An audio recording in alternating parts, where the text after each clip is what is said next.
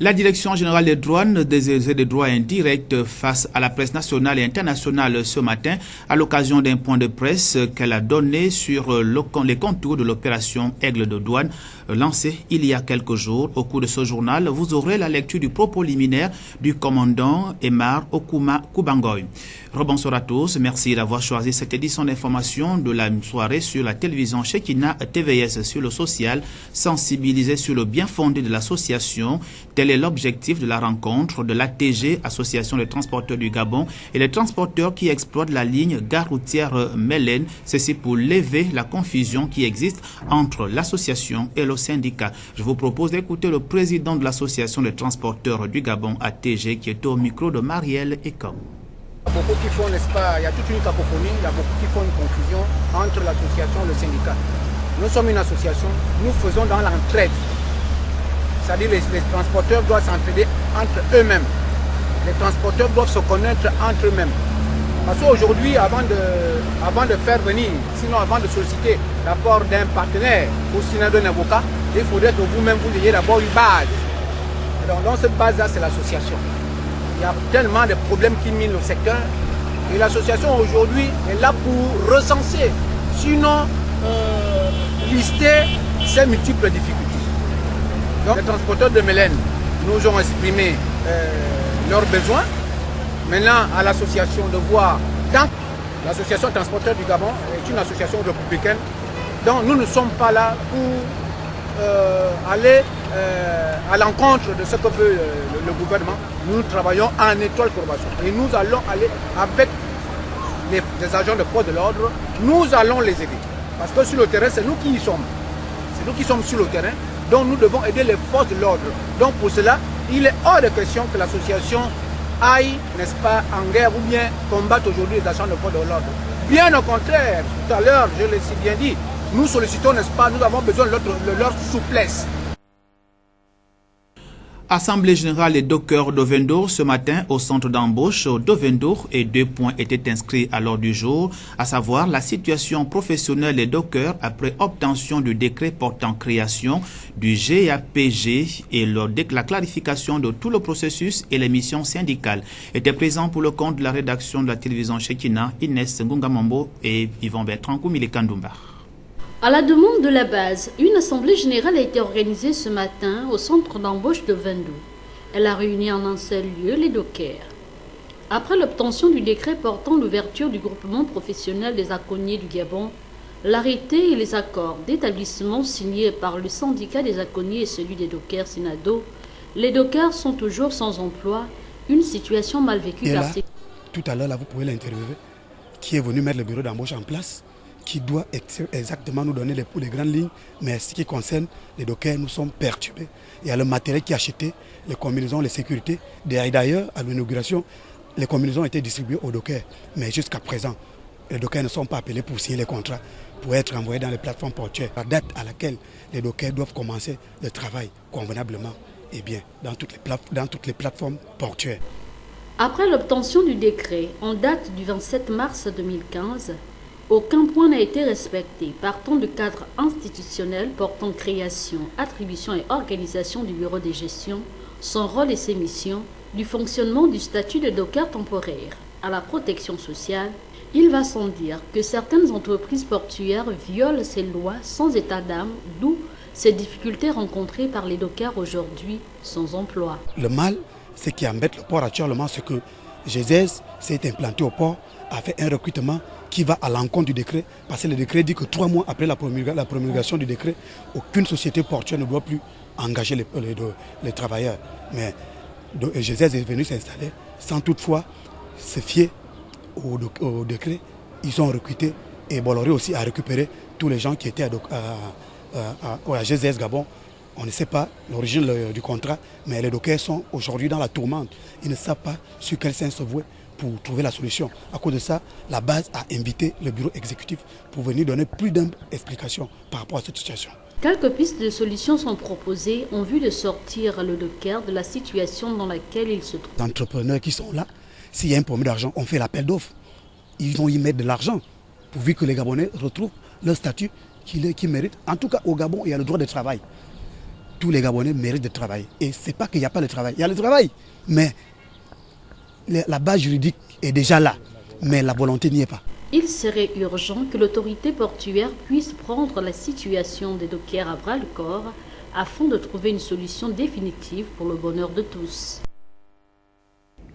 Les opérateurs économiques en service dans la province du Wellington, notamment ceux du secteur bois, sont toujours en attente de la régularisation de leur situation administrative. Mais depuis quelques semaines déjà, un bras de fer les oppose à l'administration locale. Euphrem Yoguedzo. Voilà que plusieurs semaines se sont écoulées sans que l'on ne trouve des solutions aux difficultés qui frappent les opérateurs économiques du secteur bois dans la province du Wellington. Ces exploitants forestiers avaient pour activité la récupération des bois abandonnés, habitables, où plusieurs de ces entreprises avaient pris quartier. La précarité y est déjà, faute d'une réelle activité économique.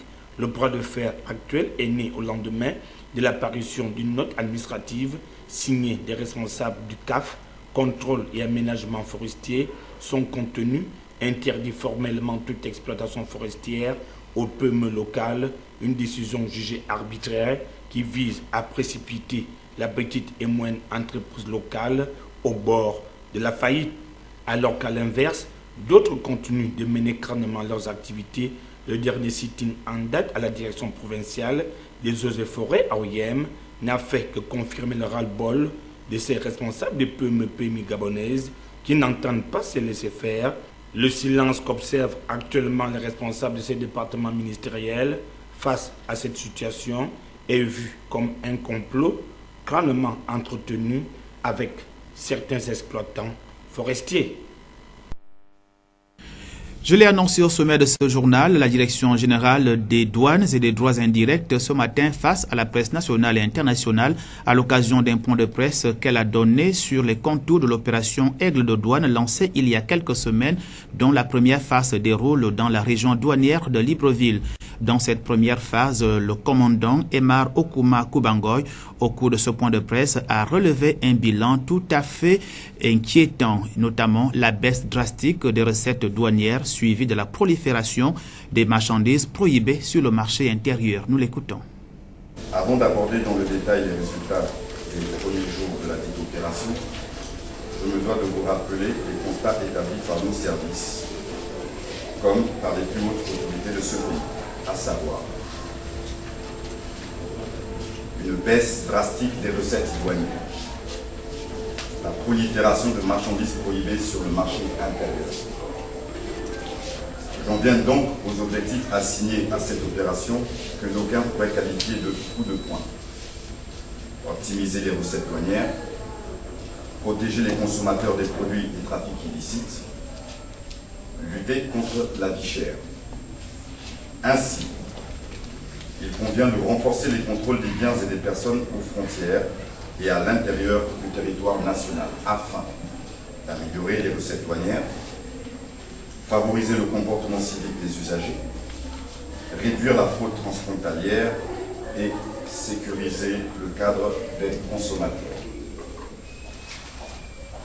Si nous sommes rassemblés aujourd'hui à l'hôtel des douanes, c'est donc pour évoquer Aigle Douane, dont les missions ne peuvent être comprises que si l'on rappelle celles de cette administration.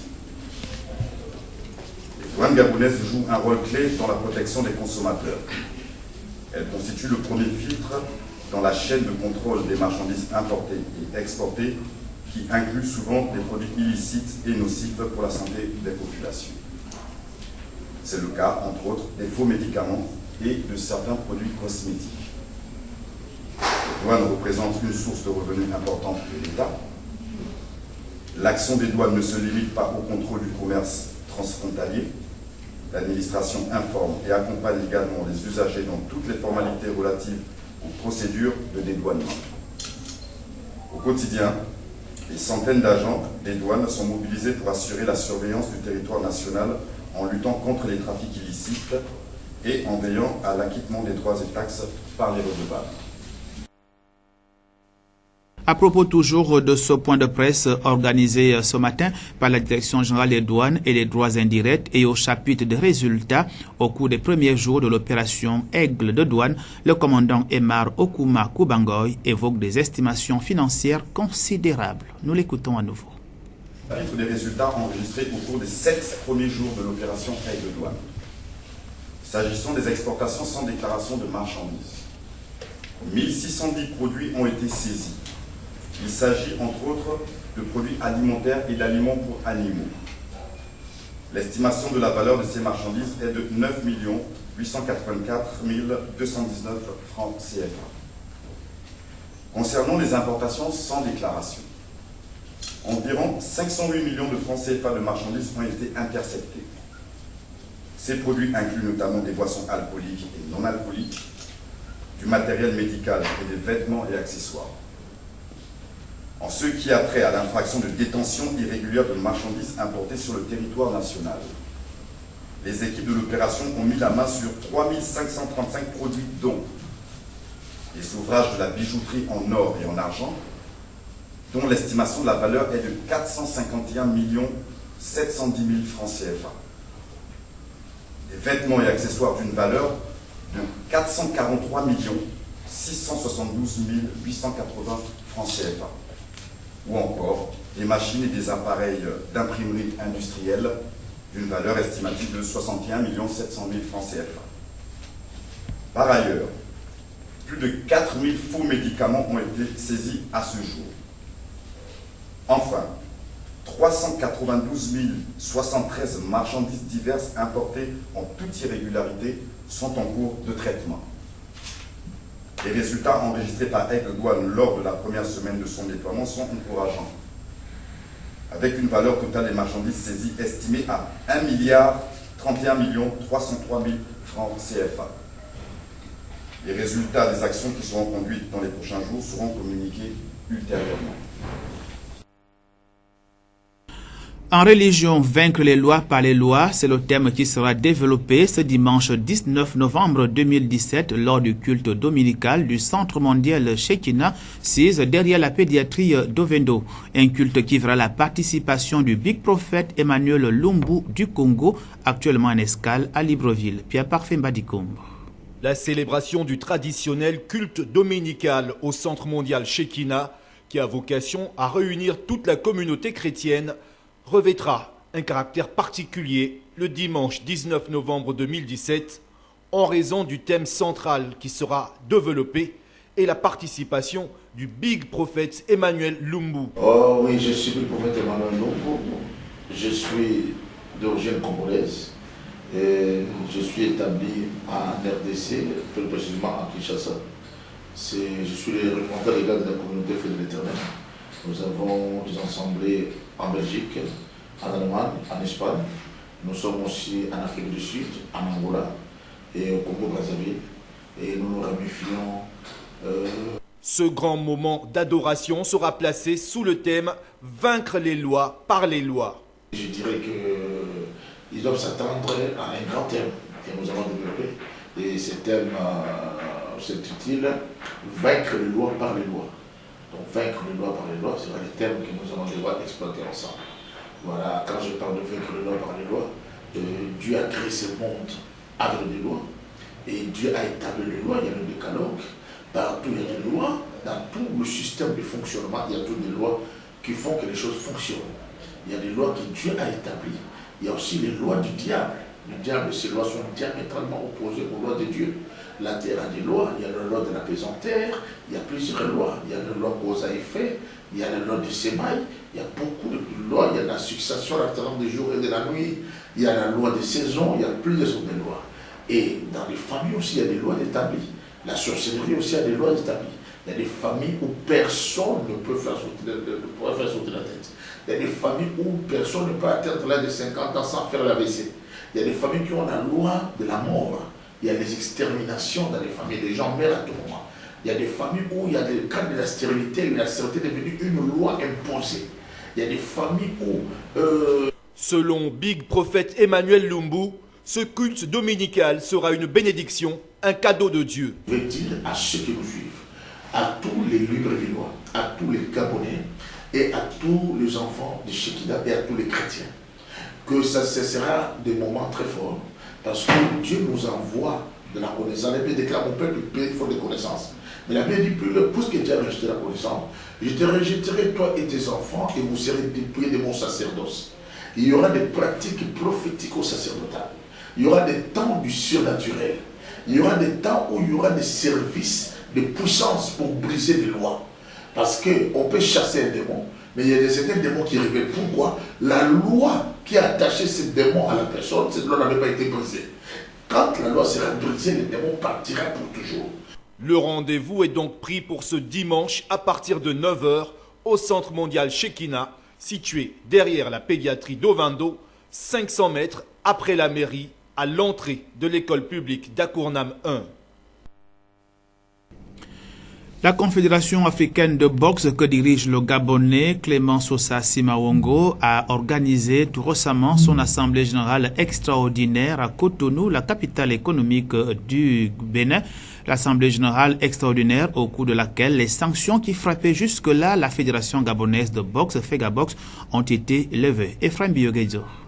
Nous avons eu à l'unanimité à lever la sanction qui a frappé le Gabon tant soit peu.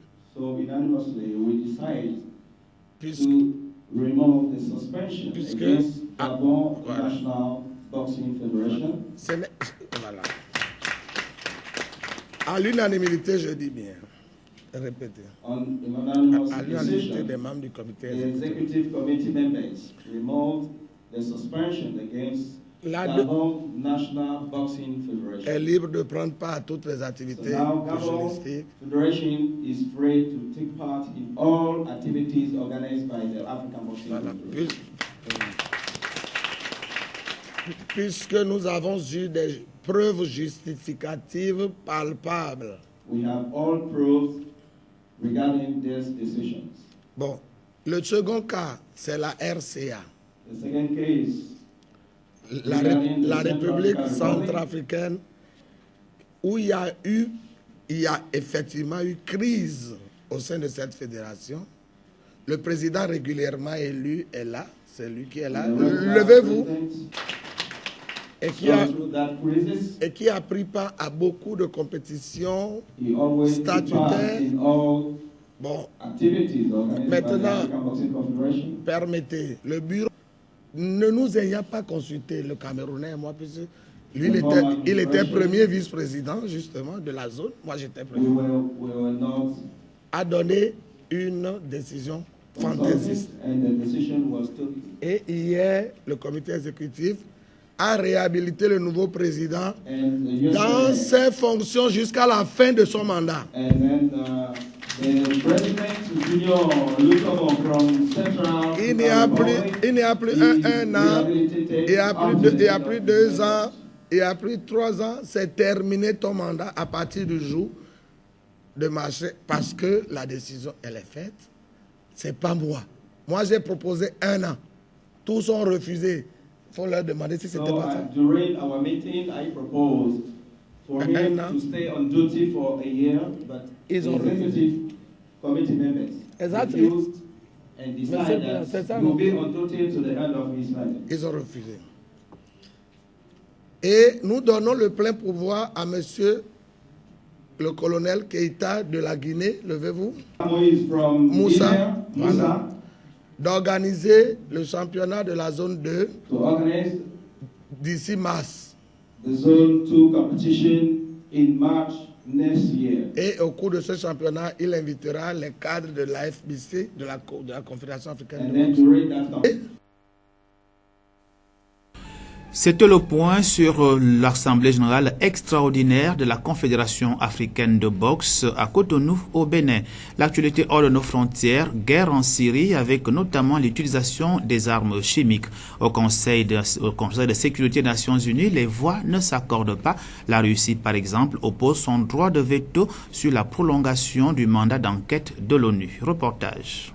Résolution américain soumis au vote du Conseil de sécurité. Le texte vise à prolonger d'1 an le mandat des experts enquêtant sur l'utilisation des armes chimiques en Syrie. Les États membres, en majorité, votent en faveur. La Russie, elle, pose son veto, son 10e veto concernant la Syrie.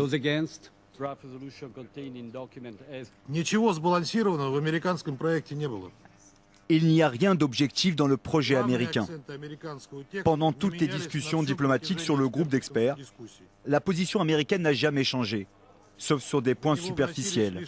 Et aucun des problèmes identifiés concernant les groupes d'experts n'a été résolu. Un autre projet de résolution concurrent avait été présenté par les Russes. Il réclamait une révision de la mission et un gel du dernier rapport accusant le régime de Damas. Après des passes d'armes diplomatiques tendues, il a finalement été rejeté. Pour les États-Unis, avec ce veto, le message des Russes est clair. La Russie a fait le choix de s'opposer à ces enquêtes de nombreuses fois. Elle a mis à mal l'effort conjoint des États membres qui recueillaient pourtant le soutien de ce Conseil de sécurité. En supprimant notre capacité à identifier les auteurs de ces attaques, la Russie sape nos capacités à empêcher de futures attaques. Des attaques comme celle meurtrière de Ran Sheroun au gaz sarin en avril dernier. Elle a fait plus de 80 morts et des centaines de blessés et elle a indigné la communauté internationale. Les forces de Bachar al-Assad sont montrées du doigt, des soupçons confirmés par les experts internationaux, mais leurs conclusions provoquent la colère de Moscou. Pour l'allié indéfectible de Damas, l'enquête est approximative et mensongère. En 2 ans, le groupe d'experts a conclu que les forces syriennes sont responsables d'attaques au chlore dans 3 villages en 2014 et 2015. Aujourd'hui, leur action est plus que jamais menacée.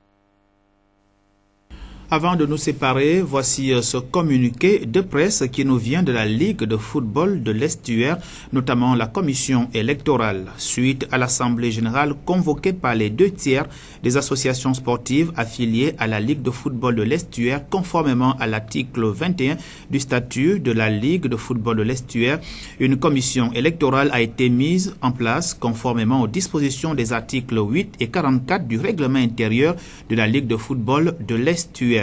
Celle-ci a pour mission d'organiser la nouvelle élection du président de la Ligue de football de l'Estuaire, ceci suite à l'invalidation par la tutelle de la dernière élection organisée en violation flagrante des dispositions des articles 21, 22, 37 et 38 des statuts de la dite Ligue. Aussi, rappelons-nous aux différentes associations qu'il ne serait pas prudent de prendre part à un quelconque championnat organisé par un bureau non reconnu par la tutelle. Par ailleurs, la commission électorale informe aux différents clubs que la date de la tenue de prochaines élections est fixée au samedi 25 novembre 2017 en un lieu qui sera communiqué ultérieurement. Fait à Libreville le 17 novembre 2017, le président Anzuenze Albert. C'est la fin de ce journal. Merci de l'avoir regardé.